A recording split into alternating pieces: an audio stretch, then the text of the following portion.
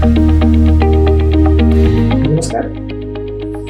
आज हमारे साथ श्री सुधीर कौशिक जी हैं।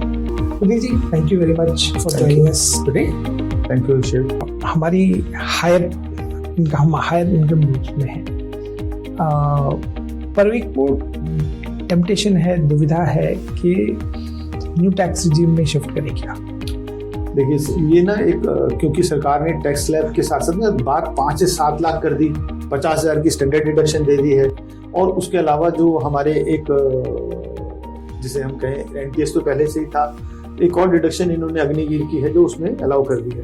तो लोगों को चर्चा करने के लिए या एक तरह से चेक करने के लिए तो हम रोक नहीं सकते हैं, क्योंकि कई बार होता है और कुछ तो है ही नहीं। अब ओल्ड रिजिम में तो कुछ है ही नहीं, तो न्यू रिजिम में मेरे लिए कुछ है, उसमें उनके लिए एक सरचार्ज का बेनिफिट दिया है, उसमें कोई दो राय नहीं। लेकिन फिर आपकी सारी सेविंग्स के बेनिफिट चले गए।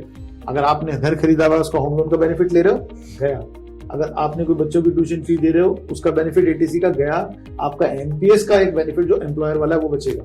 खुद कर रहे हो 50,000 वो, तो आपके परक्विजिट्स 0। अब बड़ी इनकम में तो परक्विजिट से ही काफी कुछ टैक्स सेविंग होती है।